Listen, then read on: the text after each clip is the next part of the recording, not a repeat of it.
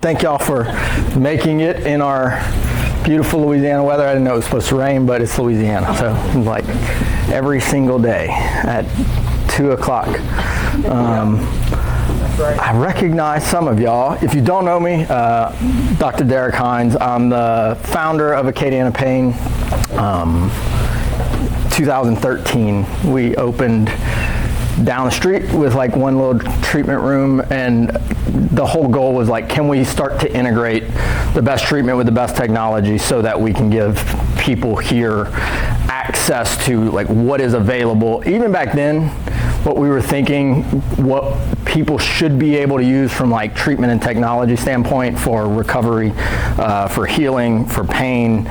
We kind of had an idea that what was being offered in this area was much lower than what was being offered in other parts of the country, but certainly other parts of the world. So that was the whole idea. Obviously, a lot has changed in the last 13, 14 years. And so we've been doing a lot more. And one of the reasons we do this is just, can we like consolidate a lot of the information that is out there from a science standpoint. We've done some of these on like what's out there for regenerative therapy, and you'll hear a little bit of that. When we look at recovery science and like how we can take our athletes, whether they be professional, whether they be weekend warriors, or even like high school, if we can learn some of the inputs that help us recover better, the amount of injury prevention, career longevity, performance improvements it's not a small number, and we'll go through some of that stuff as we go through some of this stuff. So when we implement this stuff, everyone we see, it's like I'm able to train more, I have less injuries. When I do get little hiccups, because the whole idea is not to never have a pain or a problem. That's not real world. But are we resilient enough to have those things and circle back to performing well, feeling good? And then can we stop having major injuries? So that's what I think is available for everyone if we do the right stuff. So who here identifies as an athlete? Once upon a time, weekend warrior. Good. College. I think one thing, even before you leave here, I don't care who you are, I think we are all athletes in some way. I think having that mindset matters. I really think it does. Whether if you're coaching athletes, that you're coming at that from a different angle, but even for yourself, all my coaches that come in, they're around athletes, so I think it kind of is a little easier for us to like relate to that. I had my first, I'm not going to call it a major injury, but during the off season we work with a lot of people who are from this area that have gone on and played professional sports in some capacity. And so I always think that I'm like still young enough to show them some stuff. And this year I was showing them what I thought was like an advanced balance power move. And I had a couple of quite younger people than me who play professional sports, and I was showing them this move. And as I did it, I went to move, and if you had been watching me, you would have thought I just like reared back and kicked the ground as hard as I could. And so I'd come off of that, and I'm like, I just broke my foot.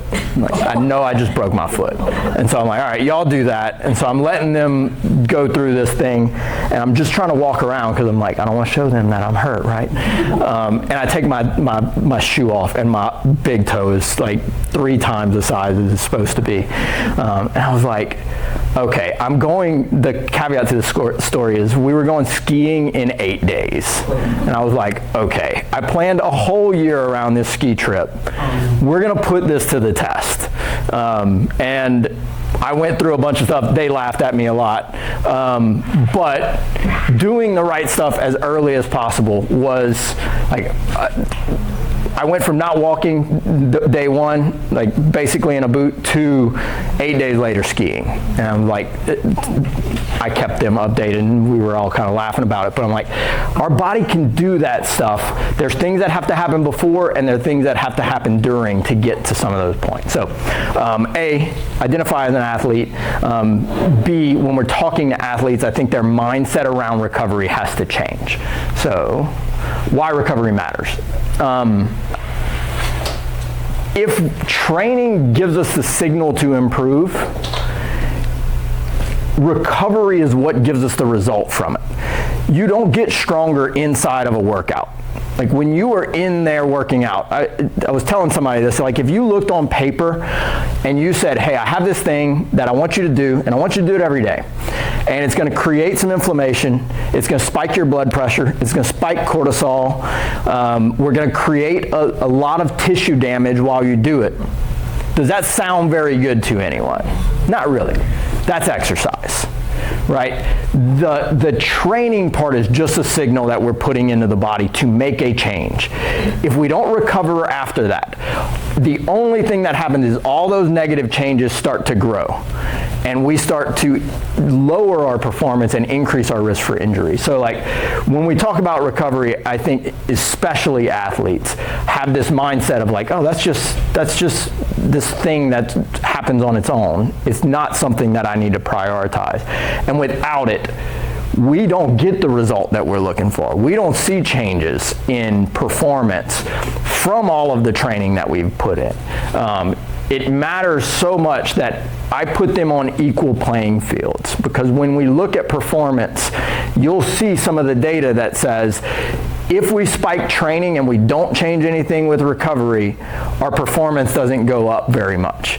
And if we don't do anything with training and we elevate our recovery, our performance goes up decent percentages. So it's one of those things you're like, all right, well, if we move the needle on this one, we get better. If we move the needle only on this one, we don't see major changes in performance. So that's passing that to a lot of our athletes. I'll ask you all this, like what things jump out to you whenever you think of what recovery is? Sleep. Rest. Sleep, rest. Tailwind powder. Say that again? Tailwind powder. Those powder things you put in the water and like they're claimed to be recovery agents. Okay, I like that. I like that. Hydrating. Okay. Ice and beach. Yep. Yeah, I think, I mean, and that's the bulk of what I think is probably put out there, is like that, you know, make sure you sleep. Like, what does that mean? What should we do around that? You know, I do think rest is the biggest one. People like, you know, take a day off. I think when we really look at it, recovery to me is like the process that we're trying to take, not just to our body, but to our nervous system, to our brain, to take training and move it into improvement. One of the things I talk about a lot is taking life skills and thinking of those as training. And so even whenever we're talking about this from an athletic standpoint, whatever skill I'm working on, I need to do something around that skill to turn it into an improvement.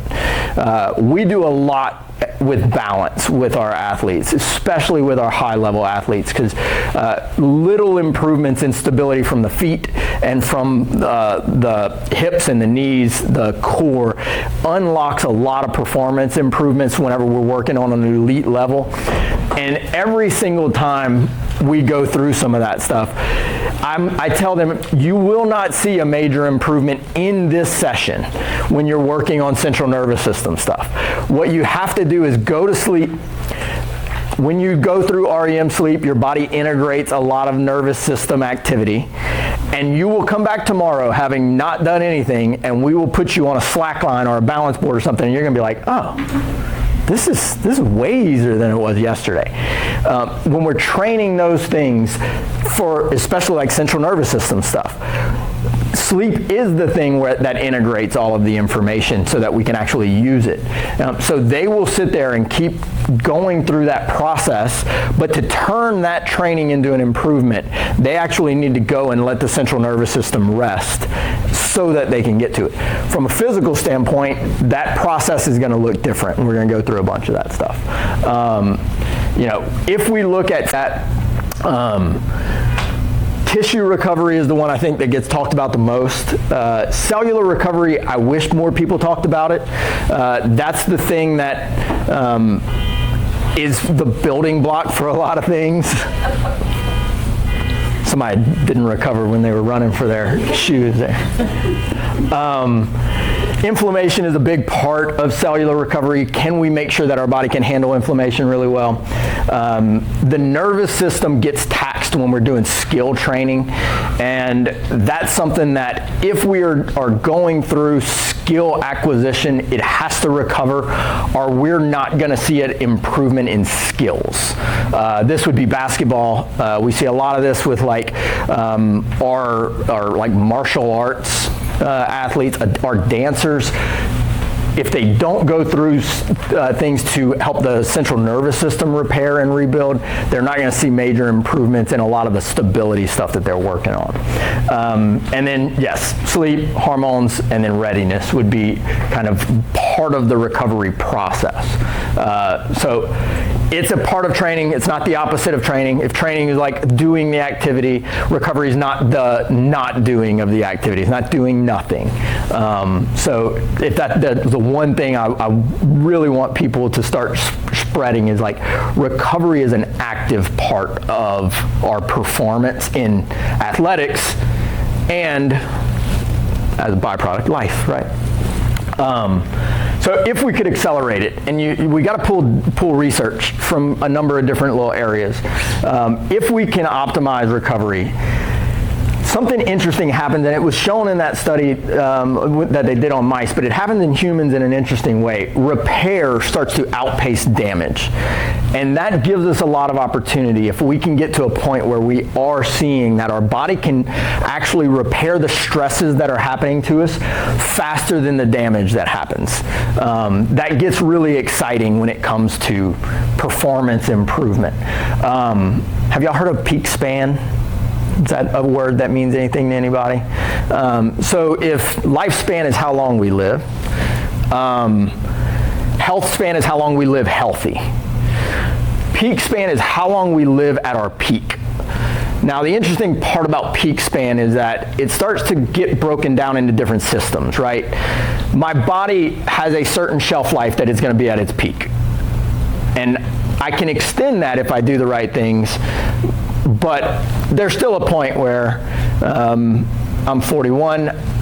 My body, in a lot of ways, from a power and speed production standpoint, will never be at its peak now. But from an endurance standpoint, I have the opportunity now to extend the peak a little bit. Your brain has a much bigger peak span that kind of shifts a little bit in what you can do, that we can actually be functioning at our peak from a brain standpoint up into like our probably early 50s in a lot of ways. Not necessarily from skill acquisition, but from using knowledge. So peak span starts to get really exciting if we're doing the right stuff for recovery. And can we extend that for our athletes? Everybody sees this whenever they heard like Tom Brady talk about, here's how I've been at my peak this long. I prevented injuries.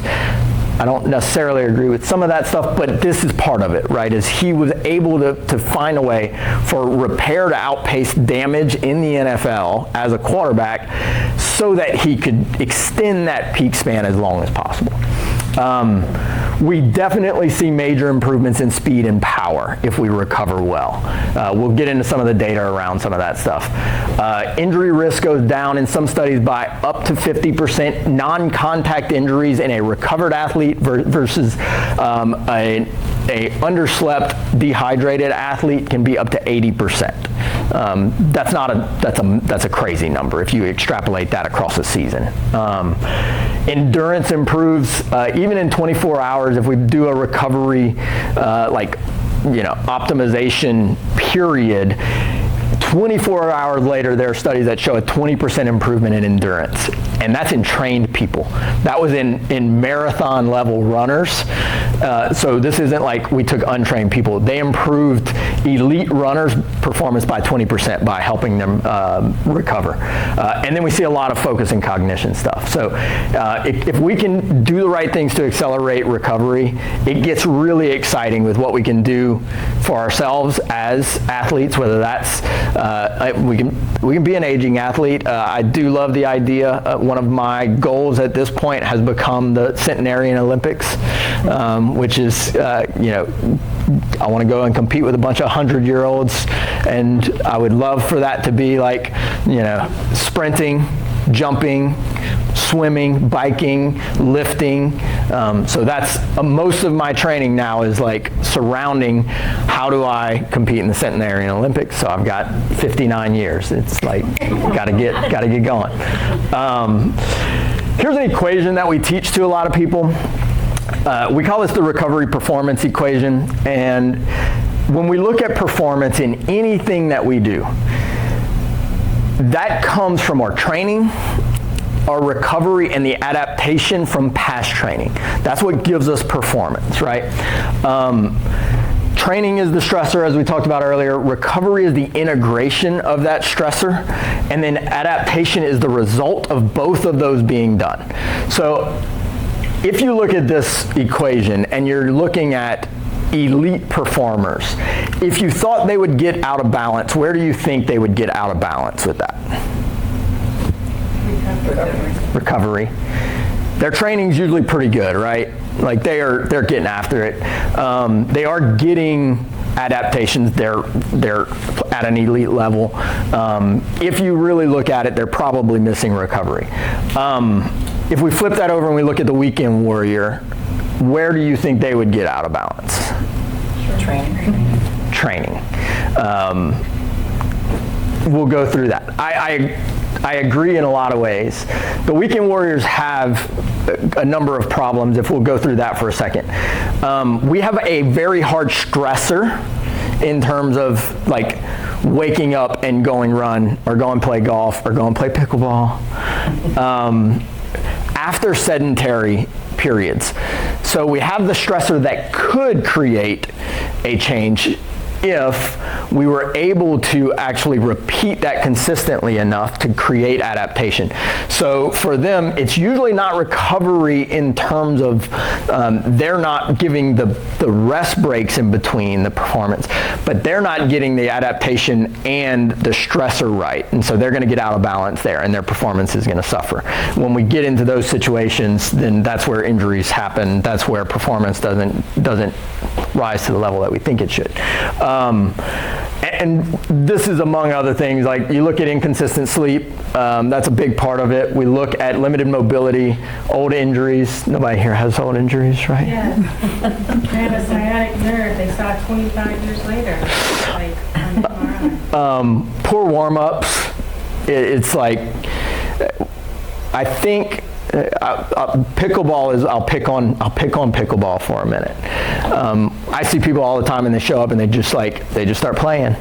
I see runners do this all the time. They show up and they get there and they bend and they're like, my first mile is my warm-up, right? I'm just gonna take off running. Recreational running is the most dangerous sport in the world by incidence. 70% of recreational runners experience an injury, and that's not over their lifetime. That's over a 12-month period. So if they extended that over a lifetime, recreational running, like everybody hated on CrossFit for a little while, I'm like, I think recreational runners was like 3 or 4 times higher injury incidence.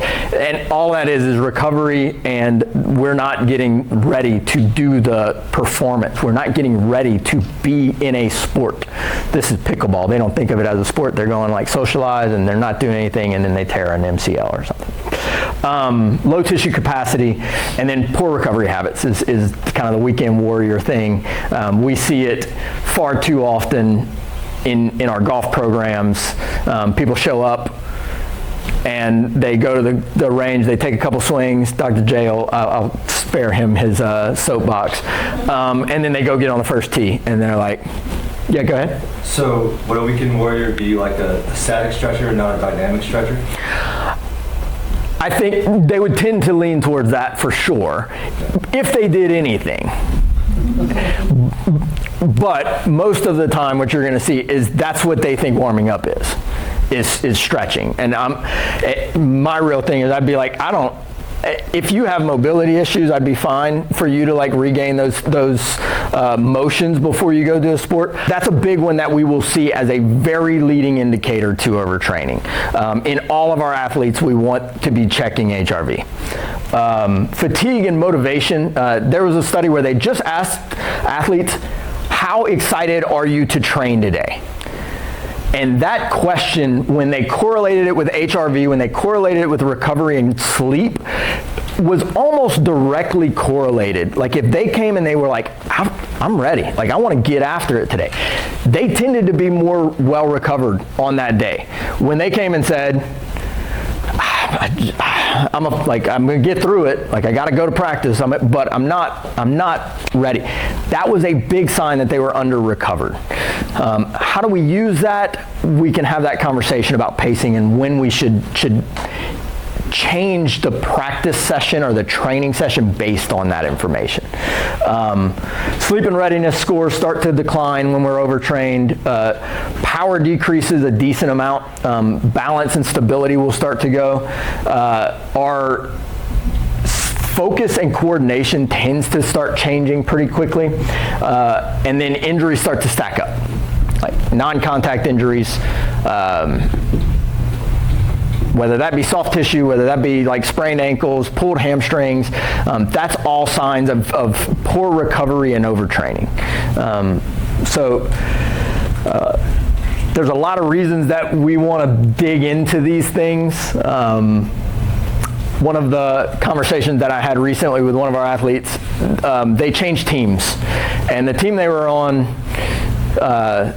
last year has had a rash of injuries, just crazy amount of injuries over the last like 5 years, to the point where like this was reported on. And one of the things that got talked about was, is it because their practice facility was next to a power plant? I don't know if y'all have heard any of this stuff out there, but the team says they went through and they like studied all of it and they were like, no, there's nothing to it. I'm like, what would y'all say? Like, yeah, we found out that's it, but sorry, we can't move our practice facility. I don't know what that is. But it does, like when we look at some of those things, I don't know if it's the power plant thing or not, but something was happening where their athletes were not recovering well. And if I was the team, I'd have been like, yeah, we looked at it and we don't think it's the power plant, but here's what we do think it is. When we looked at all of our athletes, we looked at sleep data, we looked at HRV data, we looked at their training schedule, and we see this. There's something there if you have people who are getting injured at a high rate and they're all in the same group. There's something happening, whether it's under recovery or overtraining. We've got to identify those things in ourselves and in our athletes so that we can make it. I'm going to go through this fairly quick. This is what we teach all of our athletes, and if we don't have foundations, all the fun, exciting, sexy stuff that we go through at the end of this is just like stepping over dollars to pick up pennies. If I have an athlete who comes in and they say they can't sleep more than 5 hours a night, I don't really care what supplements you're taking. They're not going to be very effective for you.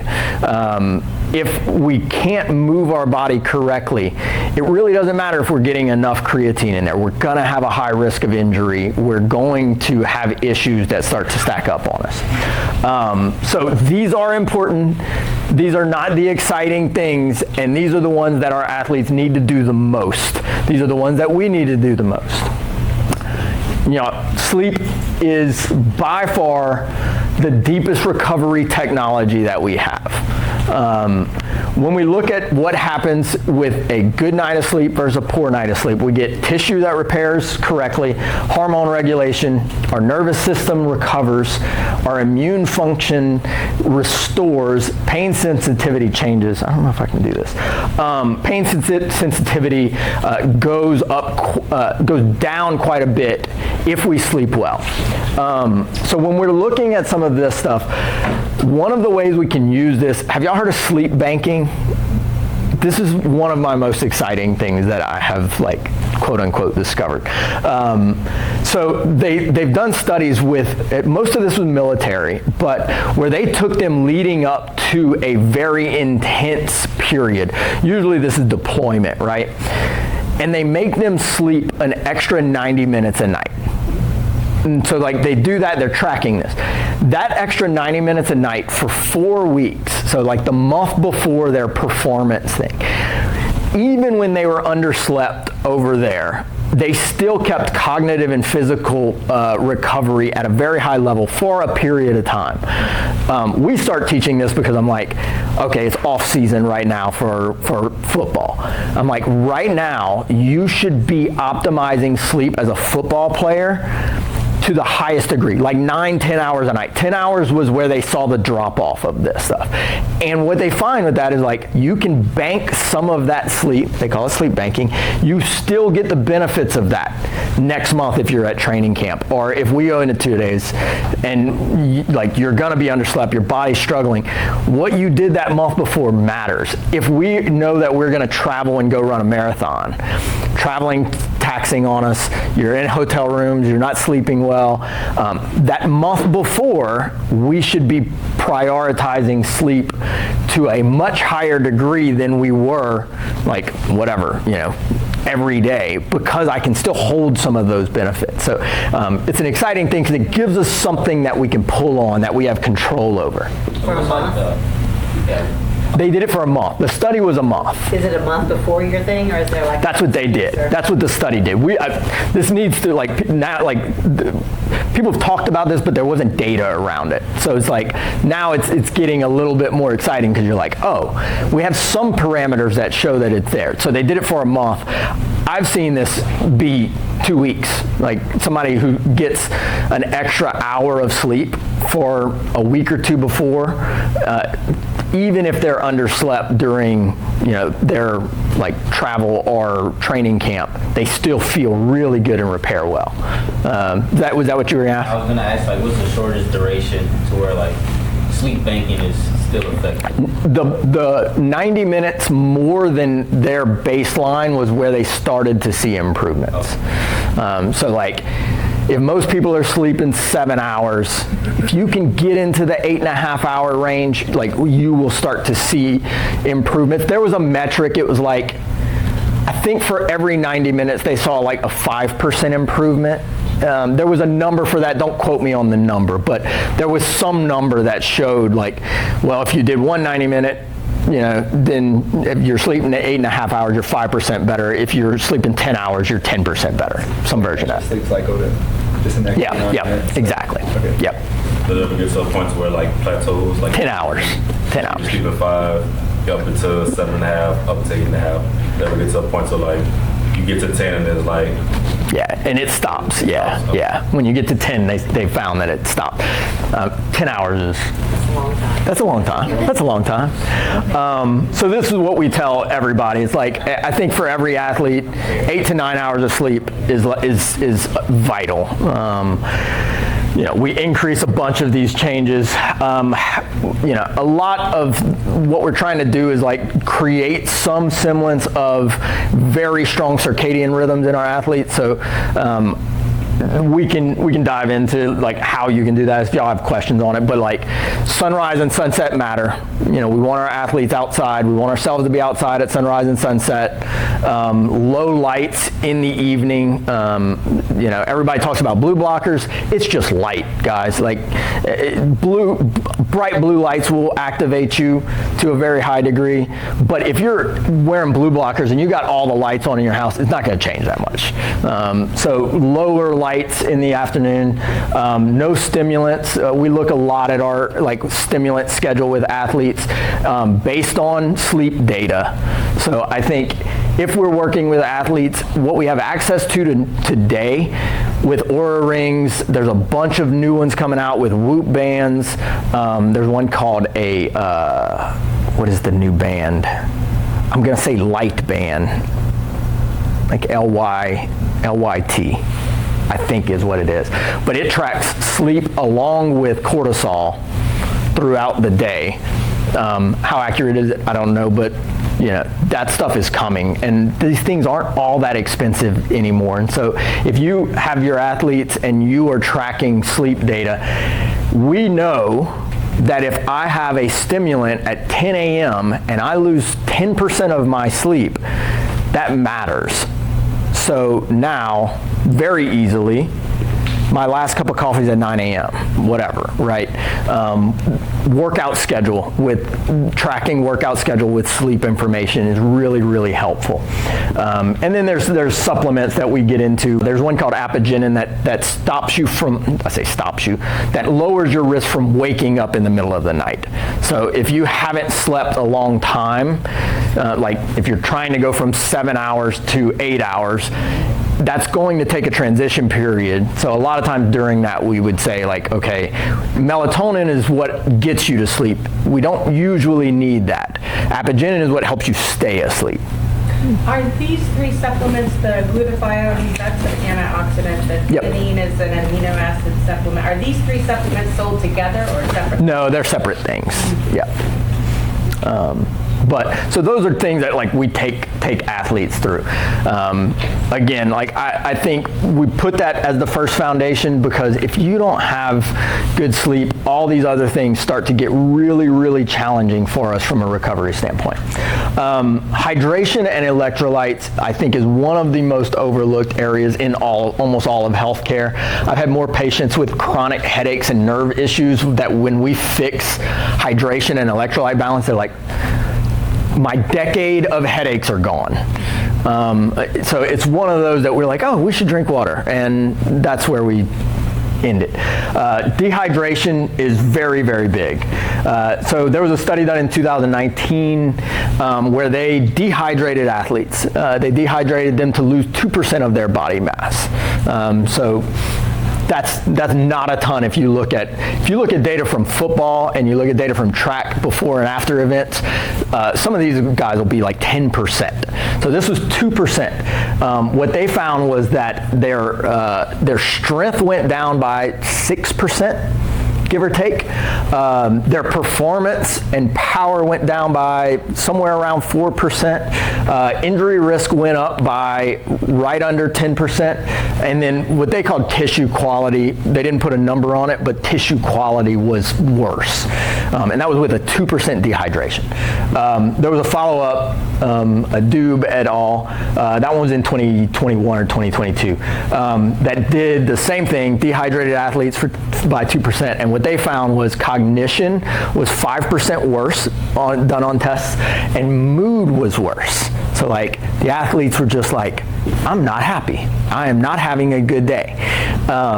Like, how many people are out there like, honey, you need to, it's not like the Snickers commercial, like go drink some water. You don't need a Snickers. Hydration and electrolytes affect everything. It's like our brain, our muscles, our tissue, our fascia, our tendons, our ability to fire nerve signals and contract muscle cells. All of that stuff is done by hydration and electrolytes. So it makes sense when you look at it of why it matters, but it's one of those things that we just don't put it's basic, right? These are foundations. It's boring, like drink water, guys.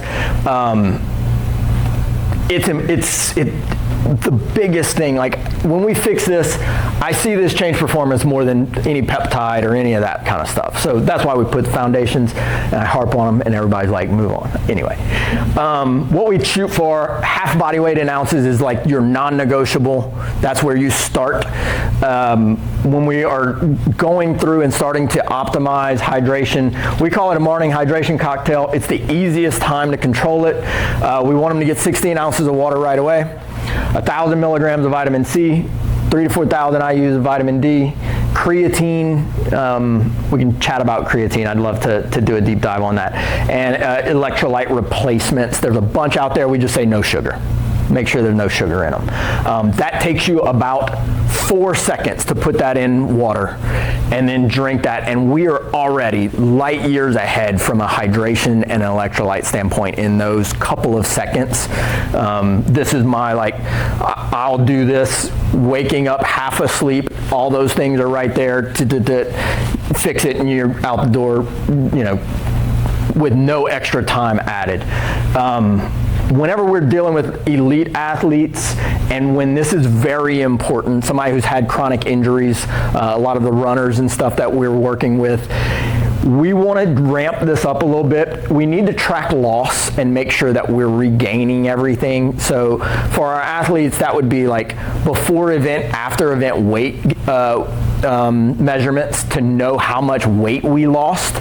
And that's all dehydration after an event. If you go for a run and you weighed yourself before and after and you know you're a sweater, everything you lost is dehydration. So we have to drink enough water and electrolytes to get back to my base weight. So that's the easiest one. There's some really neat stuff out there. Gatorade has a sweat patch. Are y'all familiar with that? You can wear a sweat patch and it tells you kind of what you lost. It's very primitive, it's cheap. They're like $10 a patch, something like that. There's some really neat things that we've used. There's one called H-Drop that's reusable. It's like $200, but it doesn't use patches. So you clean it, you wash it off, and you can use it forever with every run. I have no doubt that with all these wearables, somebody's gonna come out with one. Whoop will have one that's integrated at some point, who knows. But H-Drop already has that technology. If you know that you have issues with sweating, hydration, cramping, spasms, this matters. This would be high on the list of looking at and investing in one of these things, because when you track that, it's going to give us how much sodium we lost, how much potassium we lost, so you can be very like specific about what we're bringing back in. So yeah, hydrate. Nutrition, obviously, big part of the foundations if we're dealing with recovery. In my older athletes, protein becomes the thing that I like drill into them. Protein is the, I want to say only thing, but it's not the only thing, but it is 98% of what goes in to helping you recover tissue.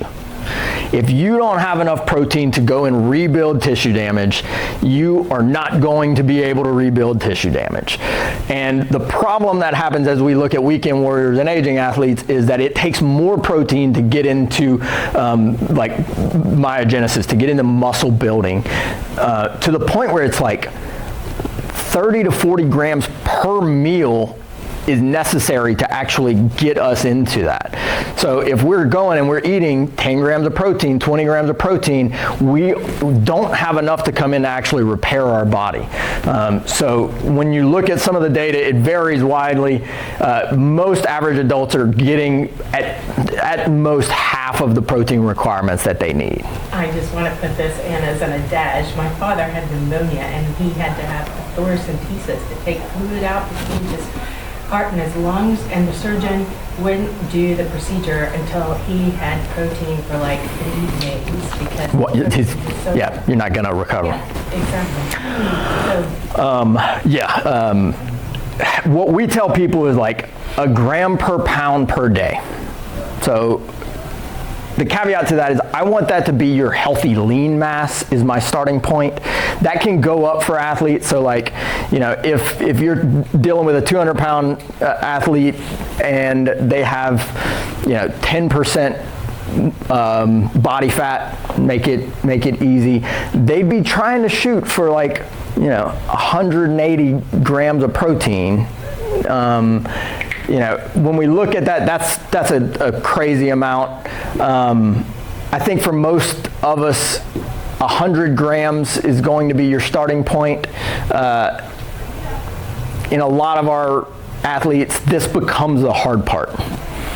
Eating becomes the hard part. One of my female athletes, she's a dancer, comes in and she's like, I can't do it anymore. Like I feel like I'm struggling to eat everything naturally. I get that. In those situations, we use shakes. I want as much of this to be food-based, but with that said, if you are not used to eating this, it's going to feel weird for a little while. But once you get to that point, the ability for you to handle soft tissue injuries goes crazy. It gets much, much better. Some of the like recovery nutrients, we look a lot at this, and I would say to look at this from a very tested standpoint. Whatever like, micronutrient tests are telling us are off, that's what we want to repair. But the main ones for recovery, like collagen, is very, very helpful for soft tissue. One thing people miss a lot is vitamin C is what helps us build collagen cross-links. So if we're low in vitamin C, but we're taking collagen, I had this case yesterday. Woman's taking a lot of collagen, taking like 20 grams of collagen. We review her blood test and her vitamin C is deficient, not low, deficient. I'm like, you're taking all this and it's doing next to nothing. We need the vitamin C to integrate it. Collagen, vitamin C, and hyaluronic acid all in the same powder. So it's easy, right? One little scoop. Very, very helpful. Omega-3s is such a powerful nutrient whenever it comes to recovery for inflammation, and the central nervous system, the brain, very, very helpful. Magnesium has become one of my favorite things to look at with people because it affects recovery, muscle, and brain health. So you're getting like a lead domino. If we can address that, again, with a lot of these, we try and do it from testing if you can. Circulation and vascular function, obviously that's our superhighway. That's what gets everything everywhere. If you don't have circulation, you're going to struggle to get nutrients to your tissues. That's what delivers the oxygen and the nutrients. That's what removes the inflammation and the waste products. So when we look at these things, there's a lot that we can do for it. We're going to go through some of that stuff. Sauna, massive. Very, very helpful when we're looking at circulation. Blood flow modification training. Are y'all familiar with that? Blood flow modification therapy is where you use basically smart blood pressure cuffs that modify blood flow. They don't restrict blood flow, or they don't stop blood flow. They modify how much that is, and that creates some significant improvements. Mobility work, really, really helpful. People forget that is part of circulation. Compression therapy like Normatec, pool, like getting in a pool, that is a version of compression therapy. So we encourage a lot of our athletes in their high training time, find a pool, get in a pool, get in water, let the hydrostatic pressure create some lymphatic drainage for you. Zone 2 training in all of our like performance-based athletes, they like forget that Zone 2 training is a thing, and they're getting soft tissue injuries. Where this comes from is I had another dancer who was getting cramps a few years ago, and we start talking about it, and like cramps in the middle of performances, our calves would cramp up.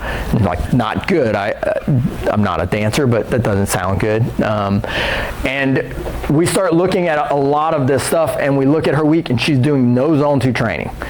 We put in 2 30-minute Zone 2 trainings, everything went away. All the cramps went away from 2 basically like ruck sessions. She was going to walk in the park with a weight on, and that was her Zone 2 training, and all of the cramps went away once she had done that. So circulation obviously is what gets all of this stuff throughout our body. And then the last big foundation that we want to make sure we're getting into ourselves and our athletes is nervous system regulation. A lot of athletes and weekend warriors are sympathetically dominant. We are in fight or flight a lot more than we are in parasympathetic rest and relax. So we don't have good central nervous system regulation. And if you think about what fight or flight versus rest and relax are, it's like, if I am running from the lion, it's not super helpful for me to be trying to heal the tendon right now or repair the muscle. That's for later. I don't need to do that. I need to survive right now. So if we can't come out of sympathetic dominance, we're going to struggle to recover from even minor issues. We see this with stress.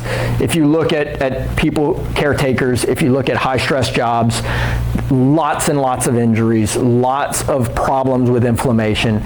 So it's definitely one of the ones that we see on a daily basis. I think we probably see this in both populations equally, in like high-level athletes and in our weekend warriors. Some of that's just the world we live in today. This goes back to HRV tracking, if we're going through like kind of what you can do about it. breath work and cold show so many benefits around central nervous system recovery.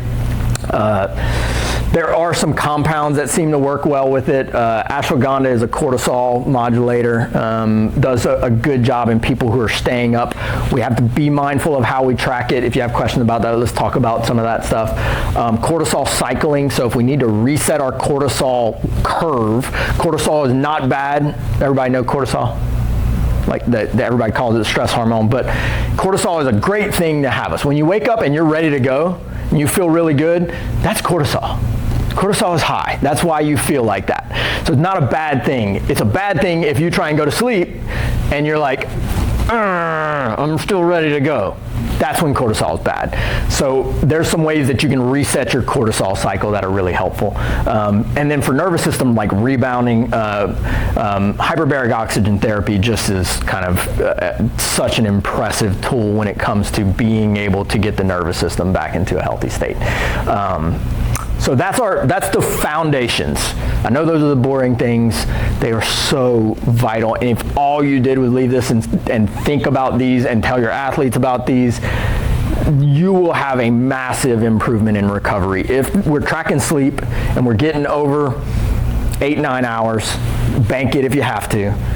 If we improve hydration, I like acronyms because I feel like we talk about all these and people are like, what was the third one? So we try and throw some acronyms in here. Oxygen and circulation, improve circulation. It's got to be done. Look at nutrition. Are we getting enough protein? Are we balancing micronutrients? Are we going through and giving my body the things that it needs to rebuild? And then getting emotional and nervous system regulation in there. If we do those basic things, recovery is going to be much better. B, all the fun stuff starts to get really impressive with what it can do. Do we have any questions on those things? What you got? I'm concerned about stress and viral aspects of like shingles, for example. Mm-hmm. When you have shingles, it's called, I experienced that in high school. Mm-hmm. And supposedly, they say, or I've heard, that shingles only occur among people around 50 years old. Well, Mm-hmm. I had shingles 3 times. Yeah. And how does that come into the whole scenario of when an athlete is stressed out for performance purposes, Mm-hmm. and then they have this shingle occurrence? What do they do? I mean, there's a lot to unravel there, to be completely honest with you. There's a lot of layers to some of that stuff, but let's just stay on the stress component just to make this really helpful. The tissue that was used the most needs to be addressed. We need to do some stuff to make sure that that tissue gets healthy. If you're a runner, that is primarily going to be our feet, our ankles, our legs. If you are a football player and you're a quarterback, that might be the arm. If you're a running back, that might be the head, the shoulders, and then your power, the legs and hips, right? So whatever tissue is being used, we need to address that. Mobility is like how well I can move that tissue. Lymphatics needs to be addressed. Can I get my lymph moving through the tissue and back out? Stability and balance is one that we look at, and after we've had a really difficult training session that we didn't recover from, we will always see that stability and balance is poor. So when we look at going through some of the corrections for this, I'm going to pull all of those back up. So from a tissue standpoint, there's a lot out there now. Like you can roll out, right? We can kind of get foam rollers and tune-up balls and percussion guns on that stuff. What we teach people to do with tissue is, can you take the tissue that's not moving, put a stretch on it, and then put an input in there to improve motion? So like, if we're talking about your hip, what you would do is stretch the hip out, get on a foam roller, and then move through that motion while we're kind of pinning the tissue down. This does a lot from a nervous system and a tissue standpoint, but it does a really good job of regaining that motion. From a mobility perspective for physical recovery, there's a lot out there. Tune-up balls, dry needling is something that can be a shortcut to regaining tissue function. So if we develop trigger points or knots in the tissue, obviously massage and myofascial release, if we're starting to get some restrictions in those tissues, can be things. Lymphatics we talked about a little bit. We do a lot of Normatec stuff like compression therapy. Aquatics is a really good thing to throw in there. And then stability and balance, like I said, we do a lot of balance board, like the surfboard stuff. We do a lot of slackline training, where we're trying to balance on a slackline, and can you get your body to stay stable through that stuff. Single leg footboards. Y'all know what a footboard is? Have y'all seen that? It's like a little board that wobbles, and it makes you turn on your feet. Our feet are like these forgotten things in America, where we forget that there's muscles and joints and stuff in there that are supposed to work.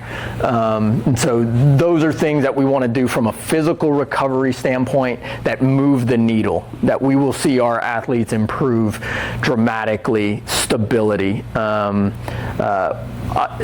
Andre Jones plays for the Bills.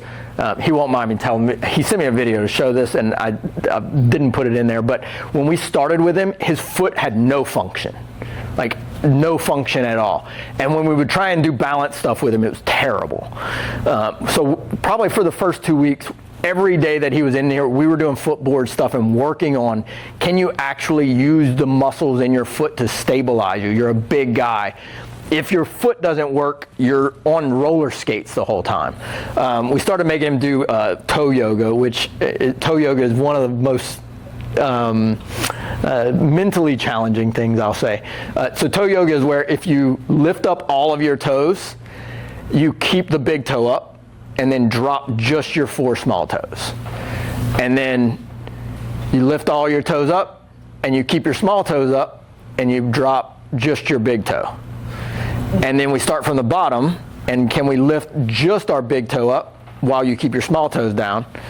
And then can you do the opposite? Keep your big toe down and lift just your small toes up. So it's regaining, it's a mind-body connection exercise. If you go on YouTube and you watch what some of these people can do, how much control they've regained in their foot, it will show you what's possible.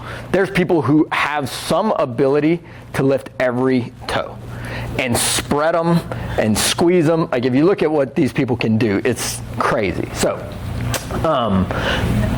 very helpful. At the end of that, like within a very short period of time, like for Andre, his ability to do single leg power moves, we didn't make him stronger. We didn't do anything. We gave him a stronger, stable support that you can come off of. So like it makes sense that your power production is going to go up. And we saw that, and all it was fixing foot stuff. So bunch of stuff you can do for physical recovery, right?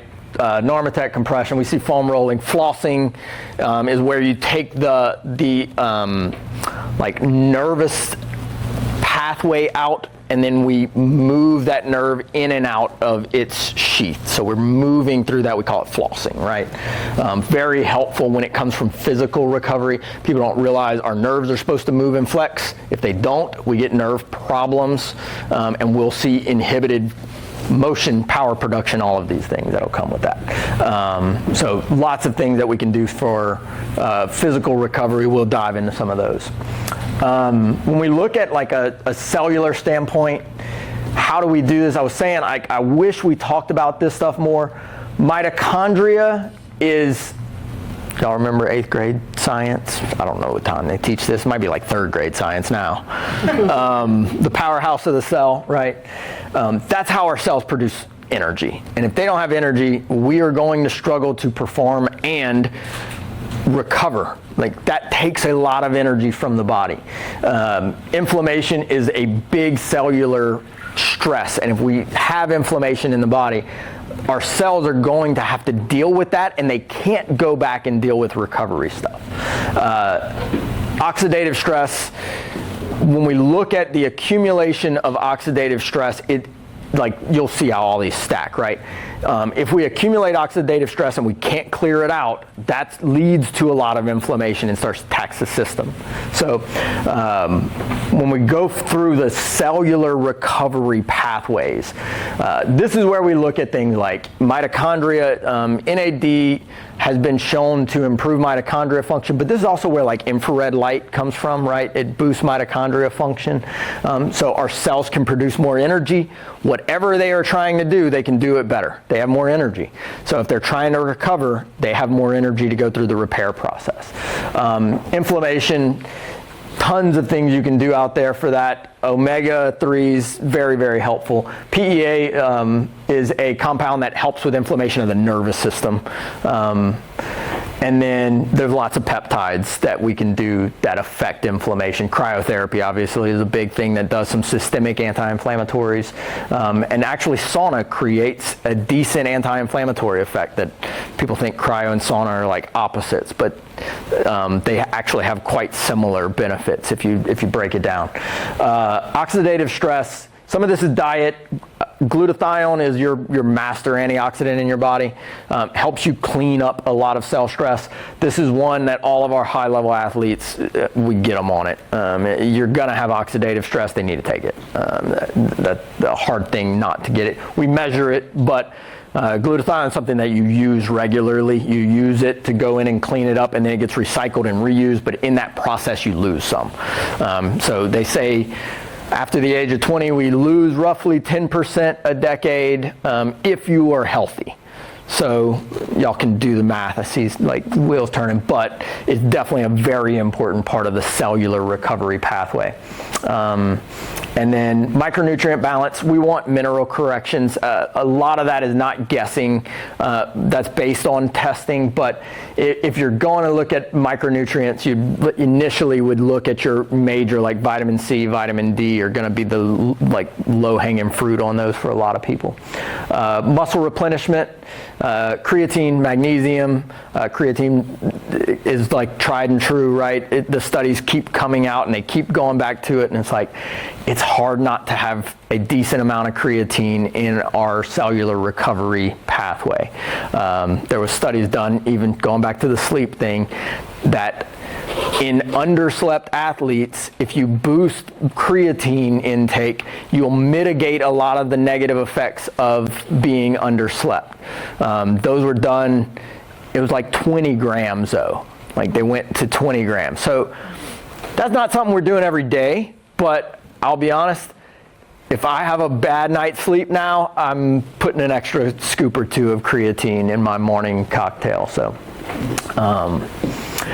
some of the exciting ones on this, when we look at actual cell repair, is something called urolithin A. Urolithin A is exciting when it comes to mitochondria repair and function.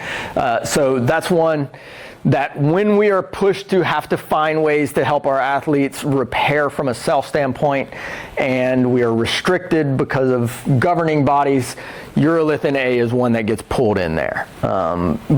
Exciting stuff. I need to be more research, as is always said with these things, but when you do look at the research done on athletes, there have been human trials that showed improvements. So that's one that we put in there. GHK, copper, and TB4 are peptides. We can't always use those depending on what level the athlete's in, right? I'll spare y'all my soapbox for those things. Let's talk. Y'all have any questions on any of those things? What's the best, version of creatine? Is it monohydrate, actually? Yeah, I think anything beyond creatine monohydrate's marketing, to be honest. When you look at comparison studies, they don't see any difference of creatine in function for your body. So we tell everybody, creatine monohydrate, cheap, it's easy, get it from a good company. Yeah. And is there any difference between like the gummies versus like powder?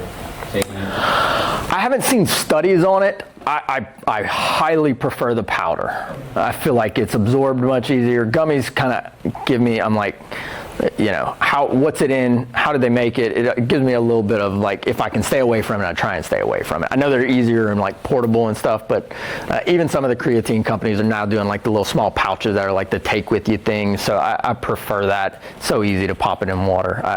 I try and hold off on the other delivery methods. Regarding oxidative stress, have you seen those water bottles that are hydrogenated? Yes. Water bottles? I also was watching a bunch of YouTube and clicked on an ad for something called Prime Cell, which is, I got some, they're little tablets, and they claim to be hydrogenated tablets. Yep. So which would be better, the hydrogenated water or the tablets? So we did a podcast recently on this. Now, I'm going to caveat this because it was let out towards the end of the podcast that the guest, I'll say, had a dog in the fight and really thought that if you're doing good hydrogenated water, it needs to come from basically the hydrogen machines that create that. We've done the tablets. I've had patients who've done the tablets. I haven't seen a major change with the tablets.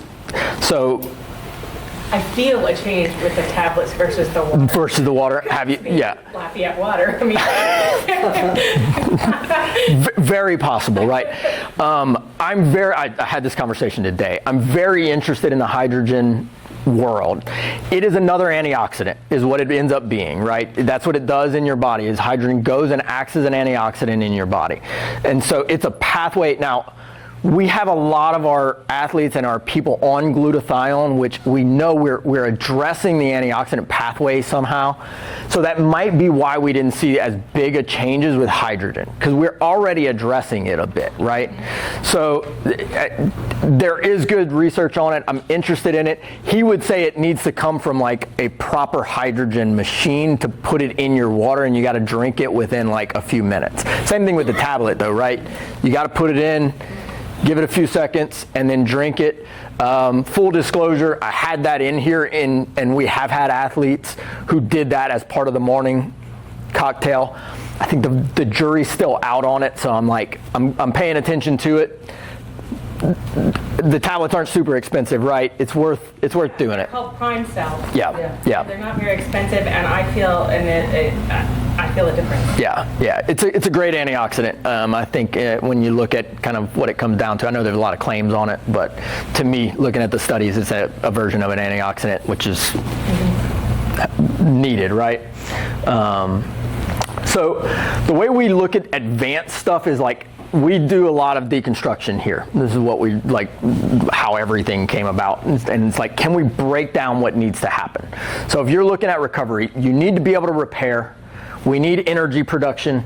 We need to address inflammation. We need tissue to remodel really well. And we need to restore function as fast as possible. If you talk about accelerating recovery on its own, it seems like a big giant thing. To me, it's like aging. Like you hear that and you're like, oh, well, how much can we really change it? But if you deconstruct it to the smaller levels, you're like, this is all possible. Like there's stuff we can do to accelerate repair, and there's things that we can do to improve energy, and we can definitely address inflammation. So it's like deconstructing it gives us a lot of power of how do we address this, and then we can find some like lead dominoes with it. So I'm going to go through some of the more recent advances in recovery science, and then we'll talk a little bit about like whatever questions have popped up in here. Peptides. I had to put peptides in here. I know peptides are like all of the rage right now. They're everywhere. And that gives me like it's good and bad. It's like all of these things, right? Like peptides are very powerful. My disclosure with this is like, if you know a college or professional athlete, or you work with college or professional athletes, peptides are, as of right now, off limits. So we can't use peptides with professional athletes or college athletes. So that's my disclaimer. You can use their own skincare, which has peptides in it. Yes. They can do a lot of things that are way, way, way, way worse than us helping their body function like it should normally Anyway, so peptides are these little small chains of amino acids. I call these like messenger signals. They go in, they're the foreman in our body. They go in and tell your body to do stuff. So when you look at that, there's a big list, there's all kind of peptides out there. All they do is go in and signal your body to do something it can already do, but it's not doing it now, or it's not doing it well, right? That's what peptides do.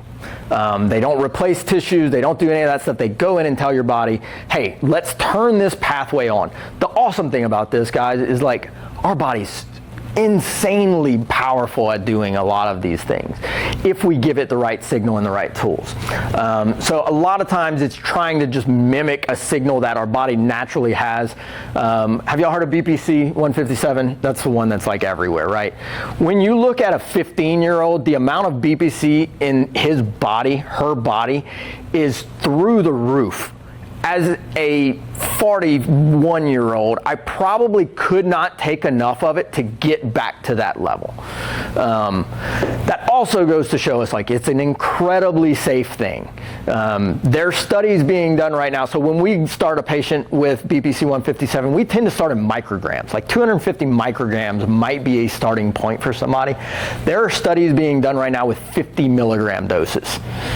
And like no side effects, no issues that they are seeing with any of that stuff. So when we look at these things, the safety profile is what excites people the most from a recovery standpoint. They all have a slightly different profile of what they do. BPC 157, despite what you'll read, does a really good job of reducing inflammation in our tissues, in our tendons, in our muscles, in our joints. I think it helps the repair process. If you look at tissue building, TB4, thymosin beta 4, does a much better job of building new tissue, of helping the signal for my body to go in and say, I need you to build new tendon cells there where that damage has occurred. We see that. GHK copper is one of my ones that no one wants to talk about other than in skincare products, but when you look at it systemically, GHK copper can do some really good stuff of building collagen, and that's what helps our tissues repair. So if we have like a runner who every time they run they're getting plantar fasciitis and the fascia is fibrotic, it's not healthy fascia, it's not inflamed anymore, it's damaged fascia, we need to rebuild that tissue. GHK copper is going to be one of the leading ones that we look at. I have a question about copper. Mm-hmm. I've been tempted to buy this copper water bottle that they sell on an Ayurvedic website. I'm just curious, they're not selling silver or gold water bottles. So how much copper do you think is coming from this water bottle? And is it GHK? I don't know what GHK is. No, yeah. I would hope, my hope would be not much. Would be my real answer to that.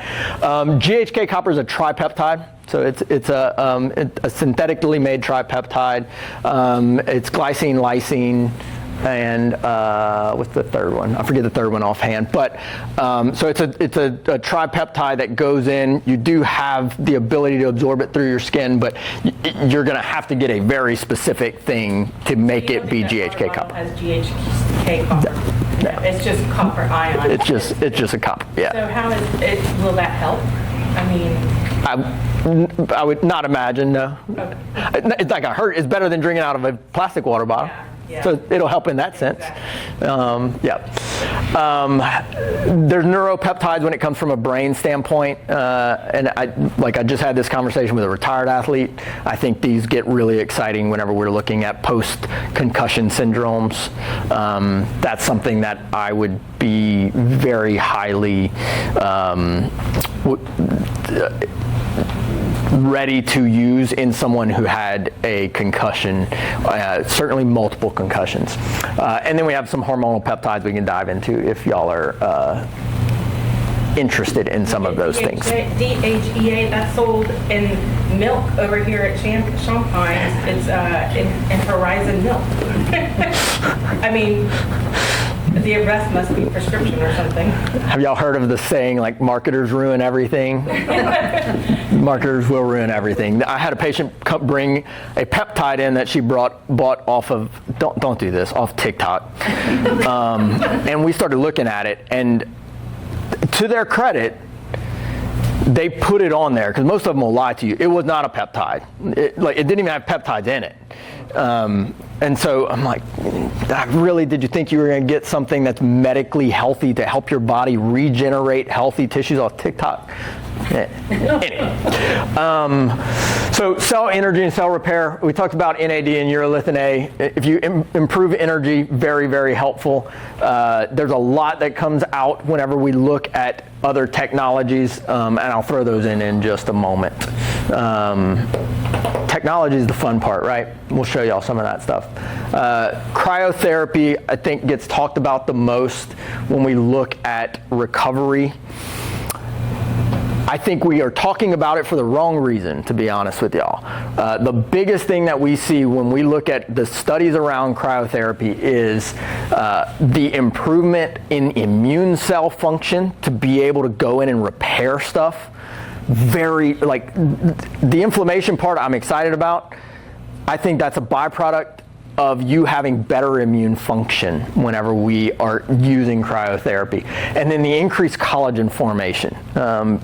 When you look at cryotherapy and it increasing the ability for your body to build cross-links for collagen, if we're dealing with athletic injuries, we need to be able to repair those things. Cold exposure does a really good job of increasing that. A brain-derived neurotropic factor, that increases a lot. When you get in cryo, it's almost like the cold, your body thinks it has broken synapses, broken nerves. It's so fast if you're in there for like 4 minutes that doesn't happen, but your body still thought it did. And so we kind of tricked it into thinking, oh, there's this new injury to your nervous system, release these growth factors to go and heal the nerves. And so there's a lot of excitement around that because they think in early stages we might be wanting to use whole body cold exposure in central nervous system issues. So yet to be determined, but we do know that stuff is. I get asked a lot, how much? There was a study done where they found that multiple sessions that added up to 11 minutes a week seemed to get us into the optimal zones. So like 3 sessions, 3.5, 4 minutes at a time, you're going to be at what optimal is for immune function, inflammation, collagen activity. So certainly in-season athletics, that's what we want them doing. In-season training, that's what we want them doing. So if you do less than that, are you kind of wasting it? You're not wasting it, no. I have gone down to like a single cryo session a week and feel really, really good with it. It's not part of this, but like cryo shows really good hormone improvements, and like in all honesty, like life satisfaction. They had a bunch of military men and women that went through and did cold exposure, and the big thing that they found with them was that they found like that they were just happier. They also found that libido was elevated, but who knows where that comes from. Because you're happy. You're happier. Sauna is another really good, I know we call this a technology, it's been around forever, right? Like, can we heat things up? When we look at the VO2 max gains from sauna, so like our endurance athletes doing sauna, it's not a small number. If you do sauna a few times a week, we'll see VO2 max increase by like up to 10% in some studies. So it's like, go and sit in a hot sauna. It mimics the exercise effect without some of the tissue stress. And that's really good from an overtraining standpoint.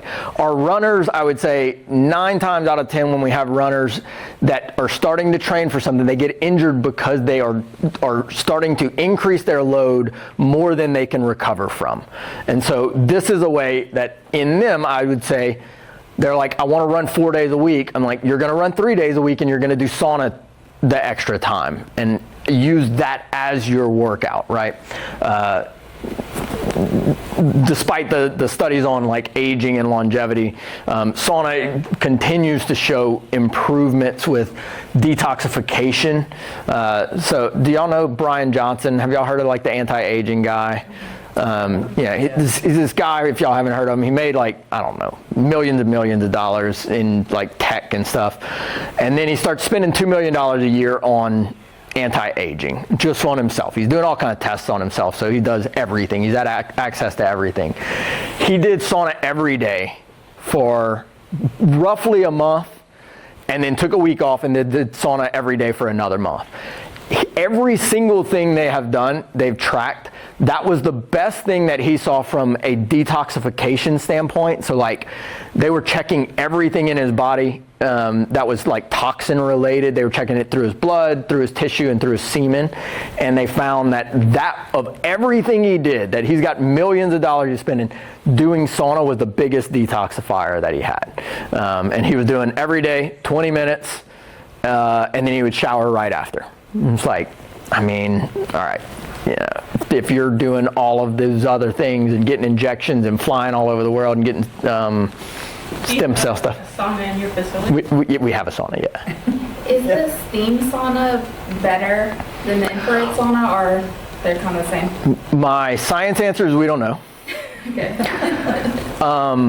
My practical answer is that we think if you heat your body temperature up to create a change, that you're going to get a change. Okay. Does the time matter? Probably changes, right? Especially steam versus dry. The big question is almost all the studies are done in dry finish saunas because they can control the temperature.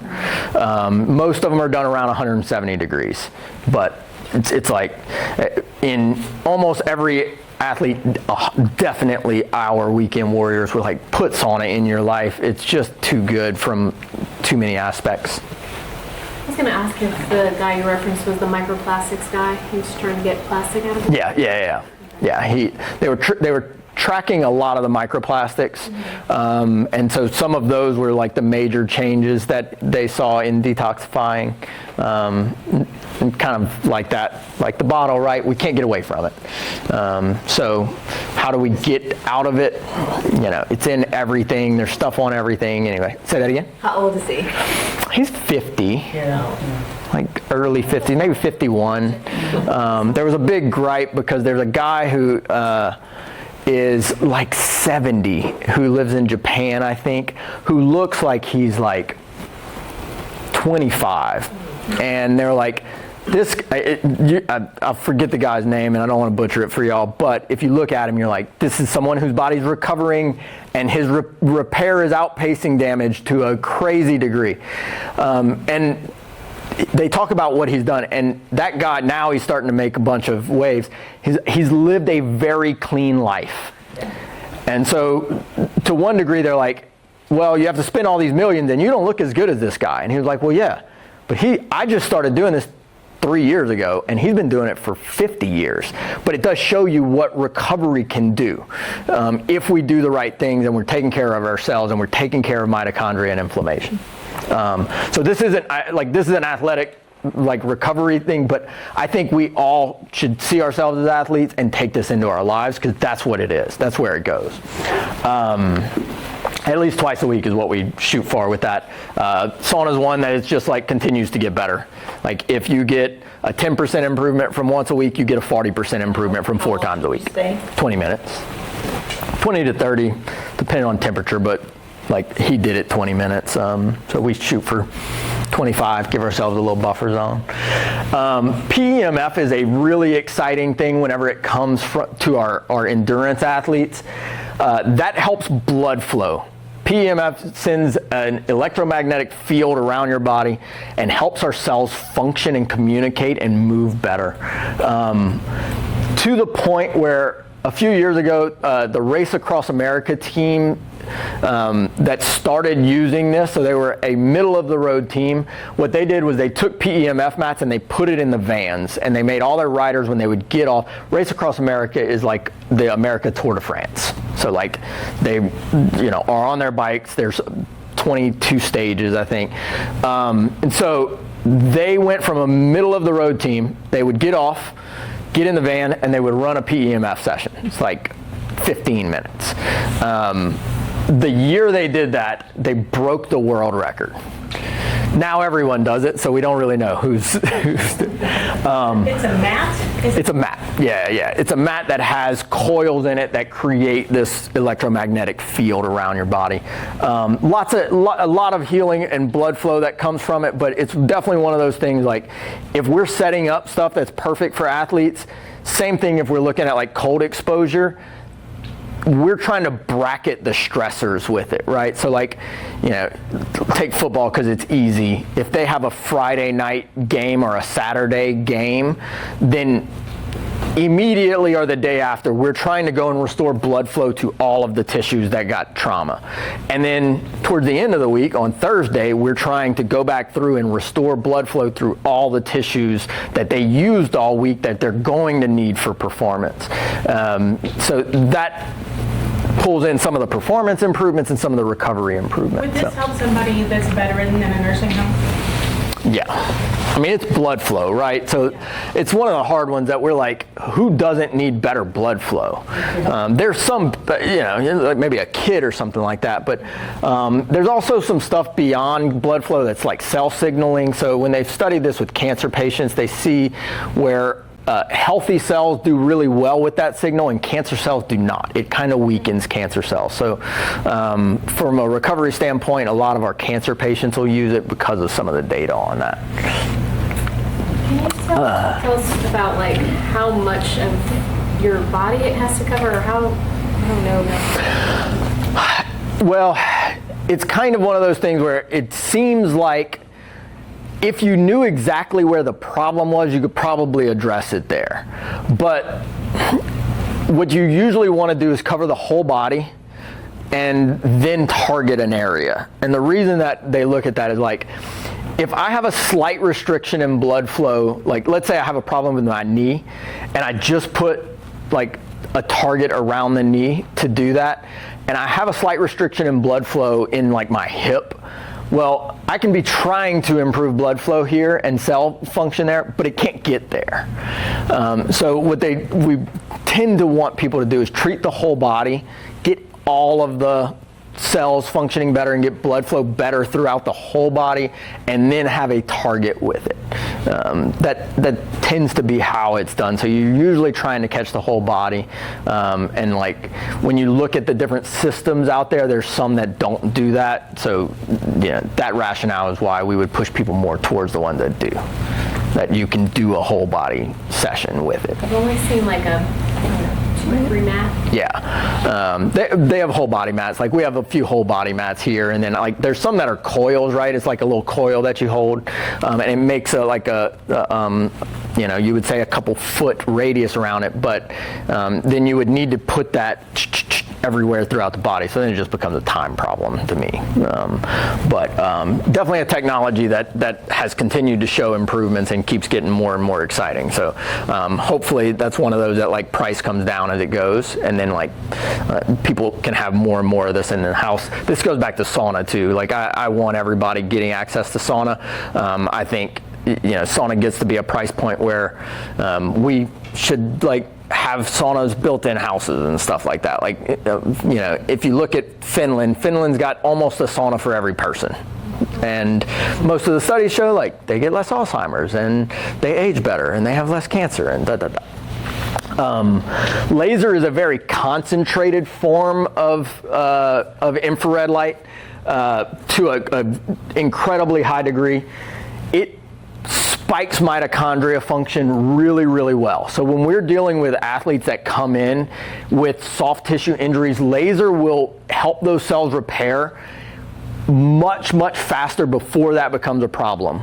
And so if you look at a runner, we might be preventatively using laser, treating the patella, treating the feet. If we look at all of our throwing athletes, we're treating the ligaments in their elbows and their shoulders before the problem arises. When you have an injury, laser can increase mitochondria production by up to 8x, up to 800% more ATP can be produced.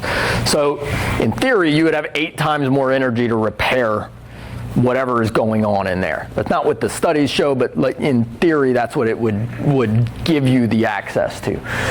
So it really speeds the repair of those tissues. We see this. This is used a lot in like the regenerative world where you're like treating tendons and ligament stuff. My excitement with this comes from a recovery standpoint of if I know my runners are going to start accumulating stress in their knees and their ankles, if we treat it once a week before that inflammation and that tissue trauma grows, then we can stop the injury from happening. So that's where we kind of get excited to bring it into the recovery world of like, let's be ahead of this instead of you ending up with a pulled hamstring halfway through the season. Like, well, if we had started treating it in the off season, we never would have accumulated the inflammation and cell damage, and so we'd end up at a point where your hamstring's healthy all season. So that's what excites me when you look at laser therapy. Hyperbarics is one that just continues to like climb up this. I would say most of the NFL athletes we work with now have a hyperbaric chamber at their house. Some of that's long-term stuff. Obviously they have access to stuff that we don't have access to, but still it does show you what the data is starting to show whenever it comes to hyperbarics. Hyperbaric is basically us putting you into compressed oxygen state, and the benefits just show. You see increased blood flow, you see oxygen delivery to all the tissues. We see a lot of central nervous system repair, brain repair, head trauma. So this is why, especially when we're dealing with like, football players, looking at the long-term brain health, we want them to start it as early as possible. And then if you look at evidence around it in like the recovery world, really helpful post all operations, quite helpful in some soft tissue injuries, definitely central nervous system and like TBI stuff, where traumatic brain injuries, and then long-term recovery of inflammation. Where that comes in, they did a study on NFL players who had torn ACLs. And what they found was that later in their life, they were much, much more likely to develop cardiovascular disease. Weird thing, right? Y'all are looking at cardiovascular disease in people who had a knee injury. What they found with that was when they injured their knee, when they tore their ACL, that started an inflammatory process in their body that they never, from like the core, addressed. So that inflammation started to affect other systems and never completely got addressed. And so these guys are 50 and they're dealing with cardiovascular disease that started whenever they were playing, and they didn't do anything along the way to address it.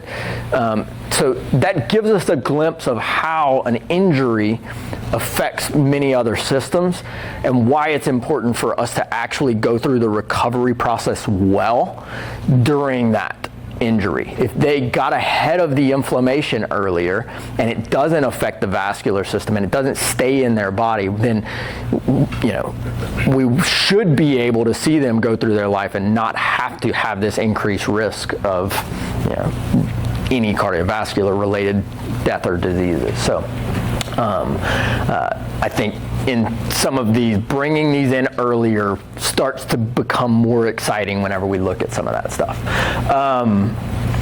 We'll send this out if y'all want it. I put some cheat sheets in here.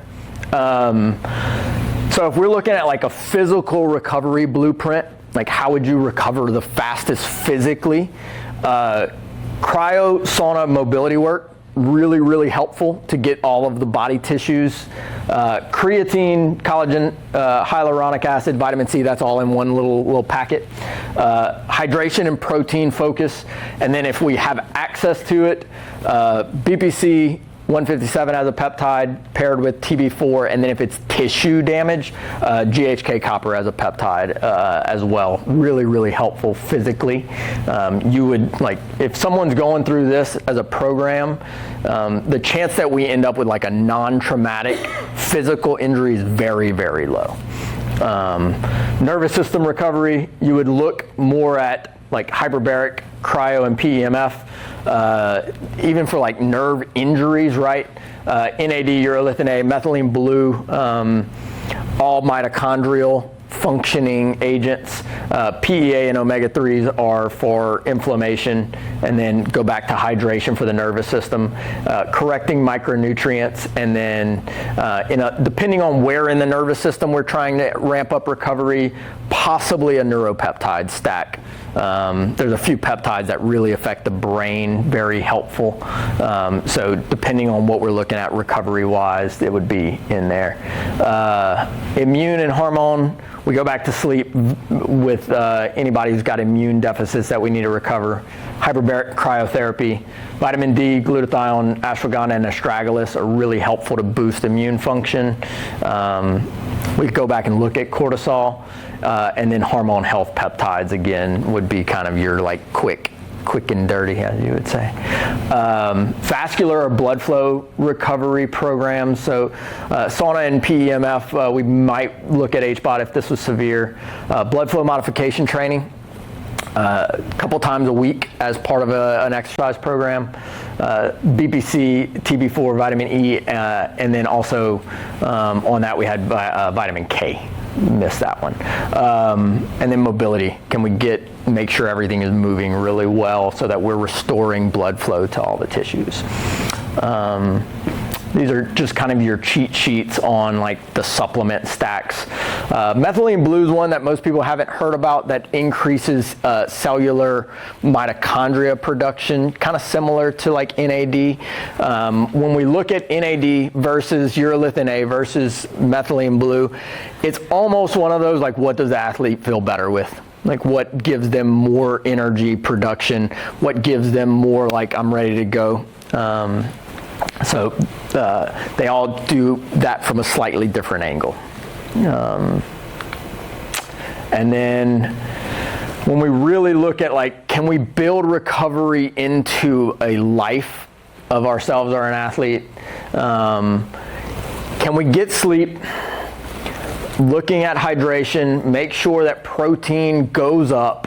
Let's make sure that every day we're doing some mobility, just create a habit of doing some of that stuff. Walking, it's so easy.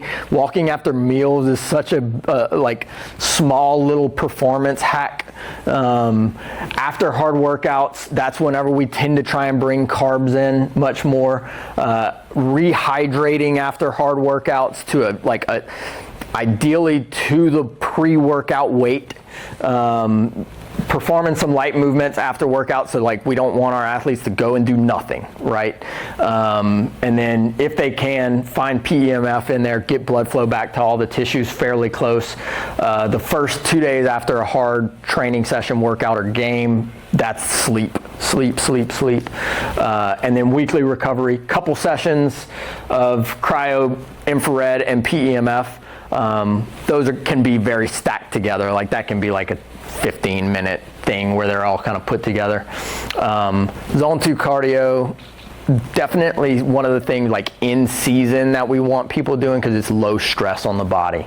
And then stability work. Y'all probably have got from this, like I want my athletes stable. That's injury prevention, but also that's like power production. So that kind of brings us in performance. And then like a true low intensity day, can we have a day where we are like in full on, very low physical and mental activity? Like this is like our athletic Sabbath. Like just chill, just relax a little bit. How many days a week should we do that? One day. You only get one of those. You only get one of those. I have another question. Yep. Have you heard of grounding sheets that have the silver in them? Yeah. I recently bought those for my dad, and he's 87, and he's having much deeper, better sleep. But how would that compare to a PEMF mat? I think it's a low-grade version of a PEMF mat. Okay, Yeah. so Yeah. a PEMF mat would be like more advanced. Yep. Okay. What we don't know with that is like how much it's going to actually improve blood flow. PEMF mat on top of the grounding sheets. It's a good question. I don't know. Okay. Yeah, I think the studies on PEMF are really good. Like we do have good studies that show what they do, immune health, blood flow, cell signaling. There's some really good blood. We can probably pull some up for y'all if y'all want to see it. There's some really good blood flow studies on PEMF of what it can do to restore blood flow to tissues. I haven't seen a ton of that with grounding mats, but I know that's what it's trying to do. So, yeah. Yeah. What questions y'all got? I know. I guess personally, like after doing something, this is my thing recently, which is why I'm here, like after you do something strenuous, Yeah. I'm just like wiped out. You know, it's like, so is that, what can we do immediately aside from doing this on a regular basis? So if we finish the strenuous workout part, what parts of this jump out to you? I'm testing to see how good of a job I did on this. Well, hydration is probably number one. Yep. you know, immediately after. Yep. And then I guess like some kind of, recovery. Well, yeah, but like, I'm thinking like some kind of carb or something right after, I guess, to kind of get the... I would go back through all of that stuff. I would go back through hydration. I would go, like, if you are just depleted, then I would go even, did you go into the hard workout recovered already? Like, are we dealing with something where we are depleted a little bit before you get there? But if you're like, hey, I felt really good, I've been sleeping great as I'm leading up to it, I would go back through hydration, I would go back through mitochondria would be my first thing. Is like, do I have the stuff in my body to produce energy and get that rebound effect really quickly? If I don't have that and my mitochondria are working at a slightly lower level, I'm going to be depleted longer. I'm going to be at a position where I'm like, it takes me 3 days to recover. Your body's not producing enough energy to get back to that state. And so that's where we would look at bringing in something like NAD, like if you were going to do this from a compound standpoint, bringing in something like NAD or urolithin A to say, let me give my body the ability to produce more energy. The other thing that I would do is look at micronutrient balance. So I would get a test where I'm looking at all my vitamins and minerals and see, do I have some deficiencies in there that is inhibiting my body's ability to produce energy? Because the HRV that would be the was like decreased for like days, and I'm like, HRV is awesome because it gives us like the clue of what's going on, but it doesn't really tell us why. Right? I love HRV. When an athlete starts taking something, one of the things we ask them is what their HRV did. Because like if you go through and you take, like, great experiment for everybody, if you track your HRV, don't take glutathione at night for a while. Let it all kind of clear out. And then start taking glutathione at night and see what it does to your HRV status. HRV within like a single night will spike if we're giving our body good things. And so it's one of the things, not everything, but if an athlete starts, hey, I started taking this thing. I'm like, okay, what did your HRV do? Did it improve? Maybe not exactly the first night if it's something that we actually need to absorb and incorporate, but when we're looking at it like that, it gives us like, hey, something's off. Now, detective work starts. What's off? Okay, so Either way. more than so I've heard with ashwagandha that you cycle it on a month off. Mm-hmm. So it's kind of a question of like, what of these are cycled on and off, like, and do you have like a program that says, and then also kind of like the cycling and timing of things, like say someone's deconditioning. Yeah. What do you have the like, hey, we're in season and the deconditioning program, and are y'all ordering labs like? Yeah, I mean, so let's start with the ashwagandha. So ashwagandha inhibits cortisol production, right? It lowers cortisol production. As we were talking about, cortisol is a good thing at the right time. So what we want people to do if they're taking ashwagandha is take it like early afternoon. The perfect cortisol curve is where we wake up and our cortisol spikes very early in the day, and then it slowly declines, bottoming out. Depends on when you go to sleep, let's say 10 to midnight. You're going to sleep awesome, you're going to feel really good, you're going to wake up energized. So what we want is to help that curve come down. So we'll tend to tell people to take ashwagandha early afternoon to start dropping that cortisol. We don't want to keep cortisol low very long. So as soon as someone comes out of like, okay, my energy feels good, I'm sleeping good, we want to bring them off of it. So like, even if this is a stressful life event, like, if we have something major that we're going on, ashwagandha can be super helpful if we just live in that fight or flight for a little while. So that's when I've seen this to be the most effective, is like, a lot of women postpartum do really well with it. I've seen people do really well with it after loss.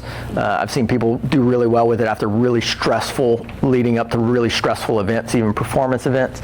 But we still want to do it like that, where it's like a month, maybe two, taken in the afternoon or evening, and then pull out of it and come off of it.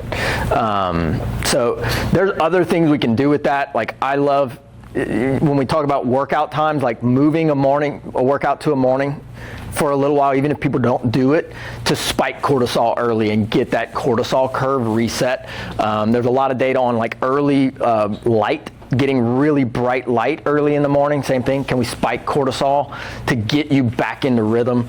One of my patients had not been able to go to sleep before like 4 or 5 a.m. for years.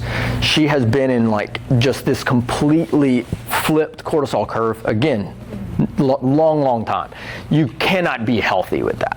You're going to have a lot of issues with it. And it's taken us a while, but we're really close to like, if I can get her like before like midnight, I'm going to be very excited. But we're really close to getting back to kind of a normal cortisol curve. And it's been a lot of this, like on with ashwagandha, bright light, movement early, wind down really quickly, dark lights early evening, so that I can start to kind of really bring that cortisol curve down. When we look at labs and stuff, it kind of, all of them are individual cases. We use a few different blood test companies, so it depends on what people have access to. I do think there's positives whenever it comes to a lot of the home, like being able to ship to home. We've looked at Function Health, where they send it to people's houses now. It runs most of the labs that we want to see. Any lab now can cover some of the bases. We use SpectraCell a lot because they've been around a long time. I trust their blood results better. I'm still kind of up in the air on some of these newer ones, Inside Tracker and stuff. They came on and they grew so fast that I'm kind of like, are y'all doing quality testing, or is there some discrepancies? So if y'all follow us, y'all will see some tests coming out shortly comparing the major blood tests, like kind of Function, Inside Tracker, those. So a lot of that's kind of case by case to answer your question, like how do we do in season, out of season? It really depends on what's going on, where are we missing recovery, what's the issues, what tests do we have or what tests do we need, and then what are our goals, right? Like I have patients whose goals are to be Pro Bowl, and I have patients whose goals are, I want to be able to run a 5K without pain. Like, the fun part with this is it's not that different. Like the human body, it's just how hard we hit the accelerator. We're doing a lot of the same stuff. Maybe the intensity changes, but the science behind it can help. Like my favorite moment in the last few months was like we were in our gym and we have an NFL person next to like an 88-year-old woman, and they're both working on balance. And I'm like, this is the human body. Like this is us taking athletic recovery throughout our lifespan. So. Oh yeah. So in terms of like recovery, I know hydration and sleep are kind of non-negotiable, but kind of give you a little background on how I work out. I work out 3 days a week, full body, and then the other 4 days I'm doing some type of endurance training, like running, mainly running, or I'm like cutting grass, doing stuff like that. So which like part of recovery would be most important for me? Like, would it be like sauna, or maybe getting on Normatec boots every day after a workout? Or if that's high, right? We're looking, going back to our equation of like the training, the stressor, plus our recovery, plus adaptation, you're going to be out of balance on training, right? So what things can we put in to help your body deal with that stuff? My first one would be, yeah, you're right. Like make sure you're sleeping, make sure you're getting the right nutrients and stuff in there. My first one would be to look at tissue and systemic inflammation. Do we have something in your life that you can address that with? That can be an activity, right? That could be cryotherapy, or that could be cold plunging, or any of that stuff. That could be a compound. We can do that chemically by taking, you could be looking at omega-3s. We could look at doing something like BPC, or a KPV peptide that systemically keeps inflammation modulated. We don't want to block it, right? Because that's where some of your gains are going to come from. But we do want it to stay in balance. My initial attack would be at that. Like, let's make sure that you're not keeping your engine way up here, and your body's not able to get ahead of some of the cell stress that's coming with it. The other part would be mitochondria function. If you're burning mitochondria really, really high, you're running that engine a lot. Are you replenishing your mitochondria's ability to produce energy? Especially if you're a runner, that's where we see some of the fun changes in technology. So it's like, if we brought in NAD, if we brought in urolithin A where your mitochondria is functioning better, if you're doing PEMF therapy so your mitochondria can produce more energy, I would venture to guess if you dropped off one of those 4 running days and did some of that stuff, your performance would go up. And then also, I was going to ask about like deloading. Mm-hmm. Like, how often should I do a deload week? Is that kind of depending on how I feel?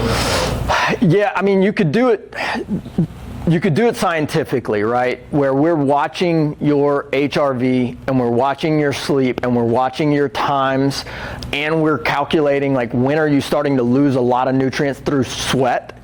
And that would be like your best scientific answer. I wouldn't go more than 6 weeks without it though.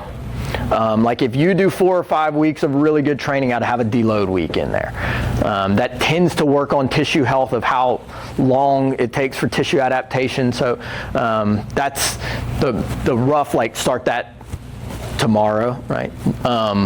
But you could get more nerdy with it if you really were trying to optimize performance for sure.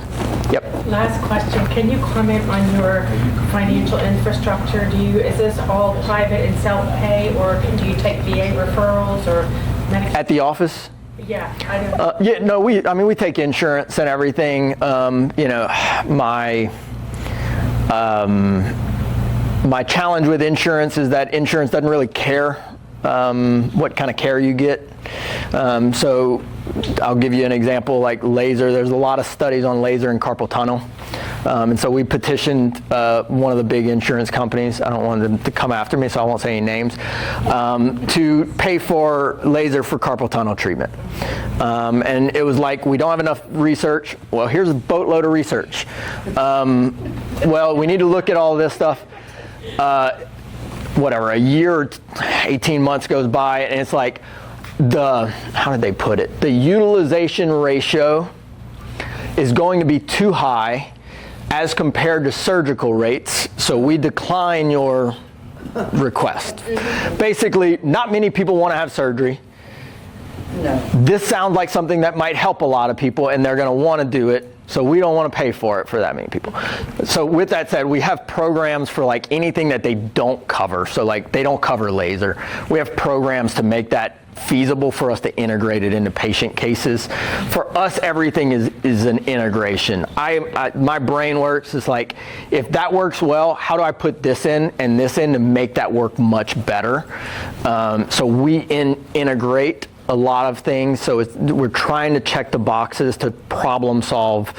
Can we give you the treatment that helps the motion? Can we give you the chemistry that helps the inside? Can we give you the technology that helps, the cells recover and repair, something like that. So we do accept them for everything that they'll pay for.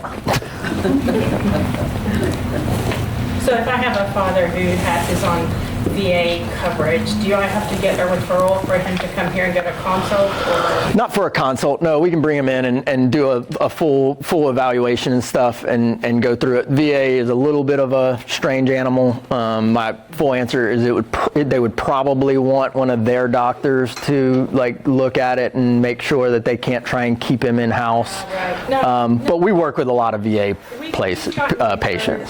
Yeah, they'll do it. You just kind of have to play the game a little bit. Okay, thank you. Cool. I think we're going to do a little walk around. Yes? We'll go in. If anybody wants to do cryo, we've got some space for that. If anybody wants to do laser and see what that is, or do infrared, we're here, so we'll do it. I'll answer any questions, and we can kind of take a little field trip and show y'all around a little bit and do some of it. Patellofemoral pain syndrome. What should I look at doing Laser. We should laser it. here? Yeah, yeah, right now. Right now. We'll make sure we have y'all's contact. We'll make sure we send this out. If y'all have questions, like as y'all can tell, this is my non-nerdy version. My staff was like, this is, you have too much in there. So I took all the nerdy stuff out. So I can talk about this all day. If y'all want to jump on the phone, y'all want to shoot me an email. If y'all got questions about recovery, cycling, team stuff, I'm here for it. Would love to do a jam session with you, and we'll run y'all around, show y'all about some of the stuff.